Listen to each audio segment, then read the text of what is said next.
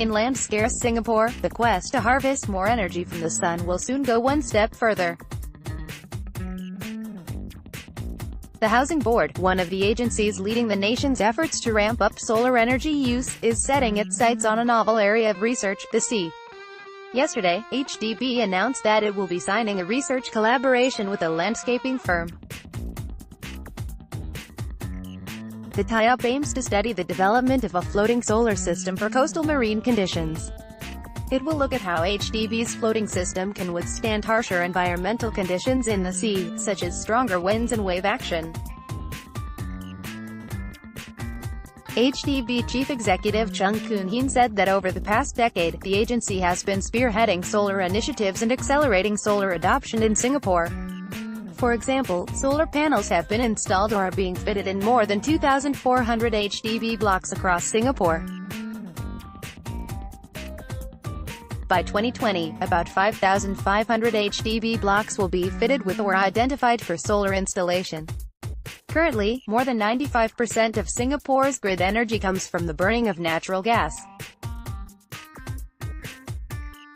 In theory, Singapore has a few areas where offshore floating solar systems would be possible, said Dr. Thomas Reindl, Deputy Chief Executive of the Solar Energy Research Institute of Singapore.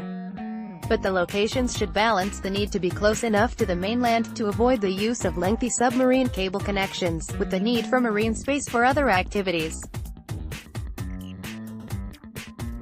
Though natural gas is considered the cleanest form of fossil fuel, its combustion still contributes to the production of greenhouse gases.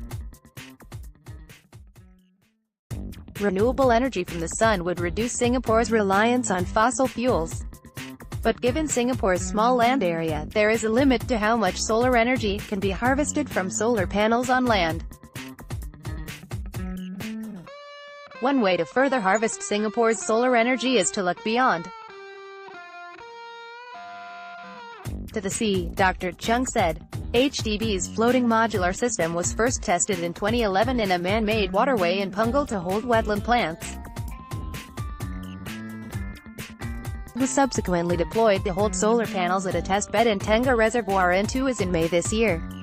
The latest research agreement, which HDB will sign with ISO Landscape this week at the World Cities Summit, a sustainability conference, will look at how the HDB-designed floating modular system can hold solar panels in open sea conditions.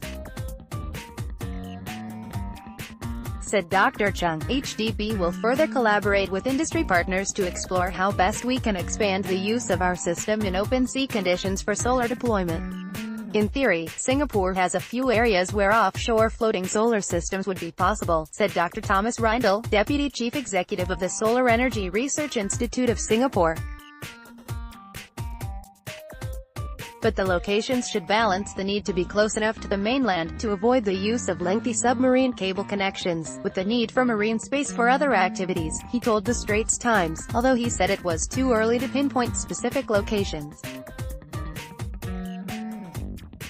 Dr. Reindl added that other than wave action, greater currents and the corrosiveness of salt water, another important factor to consider during the study would be biofouling, the growth of marine organisms such as barnacles, on floats. While HDB's announcement represented Singapore's first official foray into testing solar panels at sea, there are other ongoing research projects studying the use of solar panels in inland water bodies such as reservoirs. The Tengah Reservoir test bed, for example, is being used to study the performance and cost-effectiveness of 10 different solar photovoltaic systems, including the one using HDB's engineering system.